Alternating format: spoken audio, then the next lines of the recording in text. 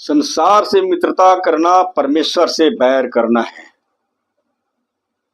और अधिकतर लोग संसार से ही मित्रता करना चाहते हैं, संसार के लोगों से मित्रता करना चाहते हैं। आइए जानते हैं इस बात का असली मतलब क्या है और ऐसा क्यों बोला गया, किसको बोला गया। आइए जानते हैं। जैसे लिखा है, हे व्यभिचारिणियों, क्या तुम नहीं जानती कि संसार से मित्रता करनी परमेश्वर से बैर करना है। अतः जो कोई संसार का मित्र होना चाहते हैं वो अपने आप को परमेश्वर का बैरी बनाता है। यहां पर हम देखते हैं कि याकूब अपनी इस पत्री के अध्याय 4 और उसका वचन 4 में उन मसीहों को जो बात बात में संसार के लोगों से दोस्ती करते हैं, चेतावनी देते हुए उसने कुछ इस प्रकार से लिखा कि है भी विचारणों, क्या तुम नहीं जानती कि संसार से मित्रता करनी परमेश्वर से बैर करना है। 3 बातें। पहला, किन मसीहों को व्यभिचारिणी बोला गया। दूसरा, संसार से मित्रता करने का मतलब क्या था। तीसरा, परमेश्वर का बैरी बन जाने का परिणाम क्या हो सकता है। आइए जानते हैं पवित्र शास्त्र के वचन में इस विषय में हमें और क्या कुछ शिक्षा मिलती है।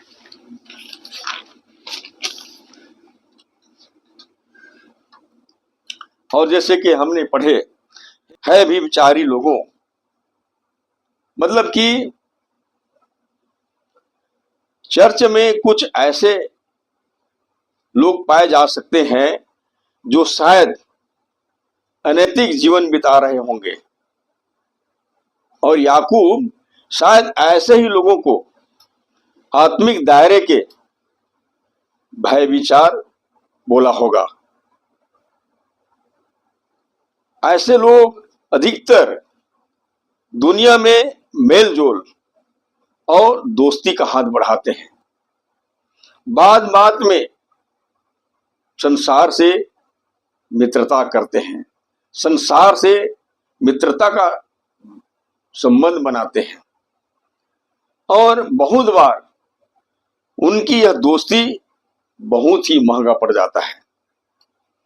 बहुत बार हमारा स्वार्थ संसारिक लोगों से दोस्ती करके कुछ अधिक पाने की लालसा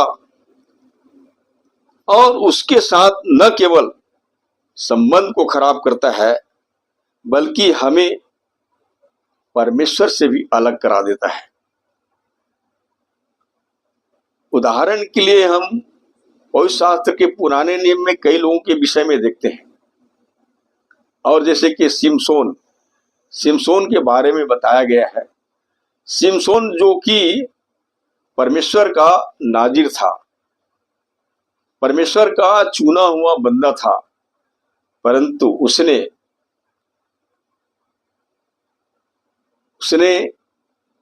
एक फलस्ती लड़की के साथ संबंध बनाने के कारण वो खुद अपने विनाश का कारण बन जाता है। मेरे प्रिय भाई बहनों, कुछ ऐसे ही लोग होते हैं जो अनैतिक रूप से काम करने लग जाते हैं। मसीही जीवन में कुछ ऐसी अनैतिकता के कारण लोग जो है गलत कर बैठते हैं। जैसे शादी ब्याह का समय संबंध स्थापित करने के लिए किसी वस्तु स्थिति की लालसा उसको खींच लेता है और वो संसार से मित्रता कर लेता है, संसारिक लोगों से संबंध स्थापित कर लेता है और आखिरकार आगे चलकर उनको भारी पड़ जाता है। कोई दो मत की बात नहीं है। एक मसीही जो आत्मिक होता है, परमेश्वर का चुना हुआ लोग होते हैं, परंतु वो संसार से मित्रता करके सचमुच में वो परमेश्वर का बैरी बन जाते हैं। और जो परमेश्वर का बैरी है, उनके लिए तो बड़ा दुर्भाग्य की बात है। परमेश्वर का बैरी बन जाना बड़े ही दुर्भाग्य की बात है। तो मेरे प्रिय भाई बहनों, आज समझने की जरूरत है। ये चेतावनी तमाम मसीह विश्वासियों के लिए है। आज समझने की जरूरत है। आप उनसे मित्रता करिए जो आपके समान है। पवित्र शास्त्र का वचन हमें बताती है, असमान के जुए में न जुतो, यानी कि जो आपके समान नहीं है उनसे मित्रता मत करो, उनसे दोस्ती मत करो। आप कहां परमेश्वर का चुने हुए लोग, और संसार चूंकि उस दुष्ट के वश में है,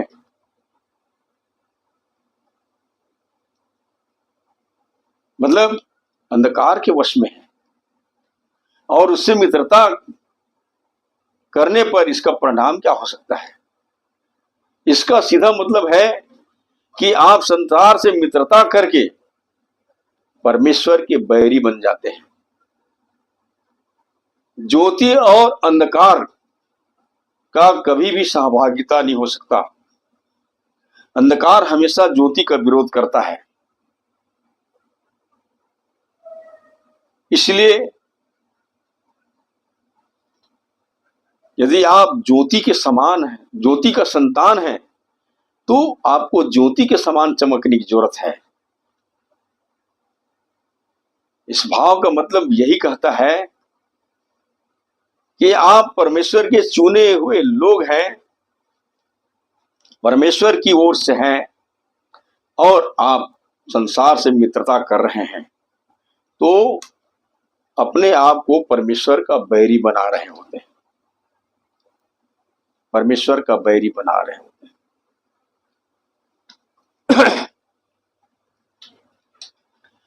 याकूब की इस बात को समझने के लिए हमें यह समझना आवश्यक है कि नए नियम में परमेश्वर के लोगों को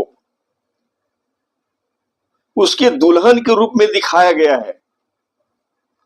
यदि हम मत्ती रचित सुसमाचार 25 अध्याय में, जहां 10 कुमारियों का दृष्टांत बताया गया है, वहां हम अध्ययन करते हैं तो हमें पता चलता है, और मसीहों को दुल्हन के रूप में दिखाया गया है, और कलीसिया को भी दुल्हन बोला गया है। तो दुल्हन को किस तरह से होनी चाहिए? भय विचारी के समान नहीं होनी चाहिए। बहुत से लोग पवित्र और धर्मी होने के बाद ऐसे संसारिक लोगों के साथ में संबंध बना लेते हैं, संसार से मित्रता कर लेते हैं, तो उस कंडीशन में आप परमेश्वर से बहुत अलग हो जाते हैं, परमेश्वर का बैरी बन जाते हैं। और जो परमेश्वर का बैरी बन गया, उसके लिए तो धिक्कार है, धिक्कार है।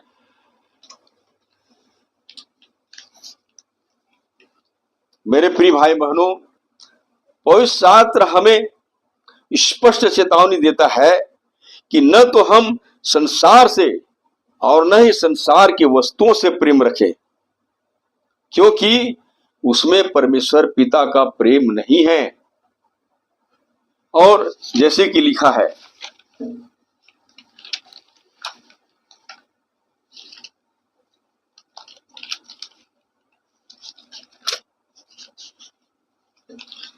तुम न तो संसार से और न संसार के वस्तुओं से प्रेम रखो। यदि कोई संसार से प्रेम रखता है तो उसमें पिता का प्रेम नहीं है, क्योंकि जो कुछ संसार में है अर्थात शरीर की अभिलाषा, आंखों की अभिलाषा और जीविका का घमंड, यह पिता यानी कि परमेश्वर की ओर से नहीं परंतु संसार ही की ओर से है। संसार और उसकी अभिलाषाएं दोनों मिटते जाते हैं, पर जो परमेश्वर की इच्छा पर चलता है वह सर्वदा बना रहेगा। ये संसार थोड़ी देर के लिए है, ये मिट जाएगा, ये नश्वर है। इसलिए संसार में जो कुछ भी है अर्थात आंखों की अभिलाषा, शरीर की अभिलाषा और जीविका का घमंड, इससे भी प्रेम करना उतना ही खतरनाक है जितना कि संसार से मित्रता करना। क्योंकि पवित्र शास्त्र का वचन हमें बताती है कि संसार से मित्रता करना परमेश्वर से बैर करना है। जब एक मसीह विश्वासी पवित्र और धर्मी होकर संसार से मित्रता करता है तो उस समय वो परमेश्वर का बैरी बन जाता है, परमेश्वर का बैरी बन जाता है।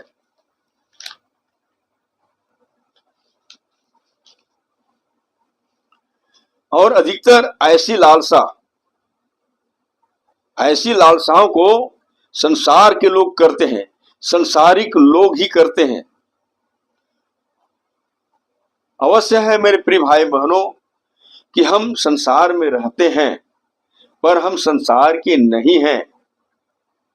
प्रभु यीशु मसीह ने एक बार कहा था, तुम संसार के होते तो संसार तुमसे प्रेम करते, तुम संसार के नहीं हो इसलिए वे तुमसे बैर करते हैं।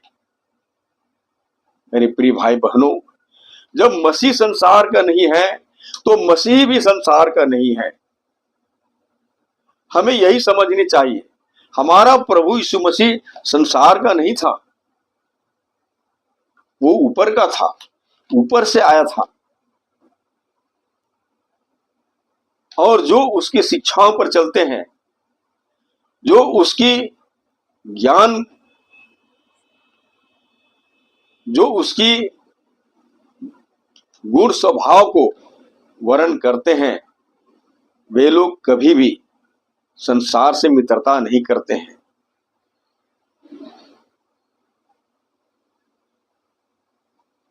हमारे भीतर में परमेश्वर का ज्ञान का होना आवश्यक है। परमेश्वर का ज्ञान होना आवश्यक है, क्योंकि जहां कहीं परमेश्वर का ज्ञान नहीं है वहां अंधकार ही अंधकार है। और चूंकि संसार अंधकार से भरे हुए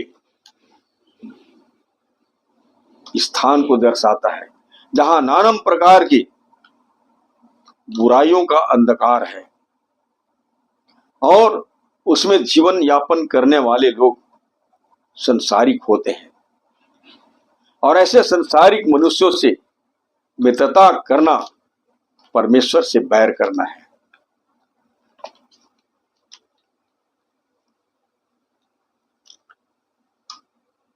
पवित्र शास्त्र का वचन हमें यही शिक्षा देता है कि हम एक चुने हुए राजपदधारी और याजकों का समाज है। आपको अपनी औकात जो मसीहत में रह करके ज्ञान प्राप्त किए हैं, आत्मिक ज्ञान, उस वैल्यू को समझना है। और जैसे कि कुछ हम इस तरह से पढ़ते हैं,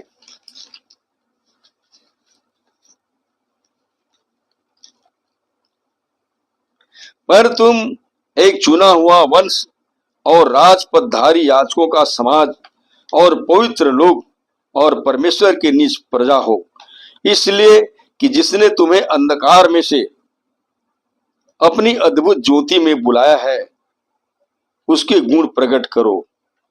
तुम पहले तो कुछ भी नहीं थे, पर अब परमेश्वर की प्रजा हो। तुम पर दया नहीं हुई थी, पर अब तुम पर दया हुई है। ये बात को जानना जरूरी है। पहले हम अंधकार में थे, जैसे कि आज बहुत से लोग अंधकार में हैं, वैसे हम अंधकार में थे। अंधकार से छुड़ा करके परमेश्वर ने अपने प्रिय पुत्र के राज्य में प्रवेश कराया। प्रिय पुत्र के राज्य में प्रवेश कराया।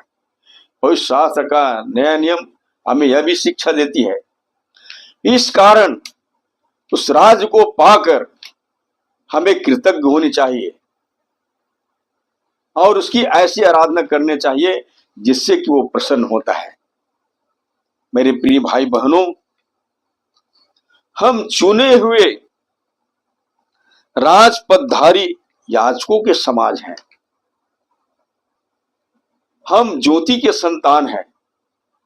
इसलिए आज जितने भी मसीह हैं उन्हें चाहिए कि ज्योति के गुण और स्वभाव को प्रकट करें, ताकि आज बहुत से लोग बुराई के अंधकार में जीवन बिता रहे हैं, उनको प्रकाश मिल सके। आप हम सब जानते हैं सबसे बड़ा अंधकार क्या है? मनुष्य की अज्ञानता, ज्ञान का अभाव। अगर किसी मनुष्य में ज्ञान नहीं है तो पशु के समान है। तो जिसमें आत्मिक ज्ञान नहीं है वो सचमुच में पशु के समान है। लेकिन जिसमें आत्मिक ज्ञान है वही बहुत से लोगों के लिए ज्योति ठहरता है, प्रकाश पुंज ठहरता है। तो आज हम सबको ज्योति के समान चमकने की जरूरत है, ताकि लोग जो बुराइयों के अंधकार में जीवन बिता रहे हैं उनको ज्ञान का प्रकाश मिल सके, ताकि वे भी अंधकार के वश से छुड़ाए जा सके। और प्रभु यीशु मसीह ने कहा, मैं जगत की ज्योति हूं, जो मेरे पीछे हो लेगा वह फिर अंधकार में न चलेगा, परंतु जीवन का ज्योति पाएगा। मेरे प्रिय भाई बहनों, हमारे पास सब कुछ है। समाज है, परिवार है, धन है, दौलत है, नाना प्रकार के ऐसो आराम की संपत्ति चीज है, परंतु सचमुच में हम फिर भी से अंधकार में हैं, तो फिर हमारे जीवन का कोई अर्थ नहीं। इसलिए हमें ज्योति के पीछे हो लेनी चाहिए। उसके पीछे चलने में हमें जीवन की ज्योति प्राप्त होगा, जीवन का ज्योति प्राप्त होगा। प्रभु यीशु ने बड़े दावे के साथ में उसने कहा था कि मैं जगत की ज्योति हूं, जो मेरे पीछे हो लेगा वह फिर अंधकार में न चलेगा, परंतु जीवन की ज्योति पाएगा। और जिसके पास में जीवन की ज्योति है वही यहां के लिए भी और वहां के लिए भी श्रेष्ठ व्यक्ति है। तो हमें यह समझने की जरूरत है, हम परमेश्वर की ओर से हैं, और यदि हम परमेश्वर की बातों को छोड़कर, परमेश्वर के लोगों को छोड़कर संसार से मित्रता करते हैं तो हम अपने आप को परमेश्वर का बैरी बनाते हैं। इसलिए हमें परमेश्वर के समीप आनी चाहिए और ऐसे संगति जो सचमुच में परमेश्वर के चाहने योग्य नहीं है उनसे मन फिराकर हमें परमेश्वर के साथ संगति करने की जरूरत है, उसके वचन के साथ संगति करने की जरूरत है। तब सचमुच में हम फिर से परमेश्वर की संगति और सहभागिता को प्राप्त कर सकते हैं। बस यही उम्मीद के साथ परमेश्वर आप सबको आशीष प्रदान करे। धन्यवाद।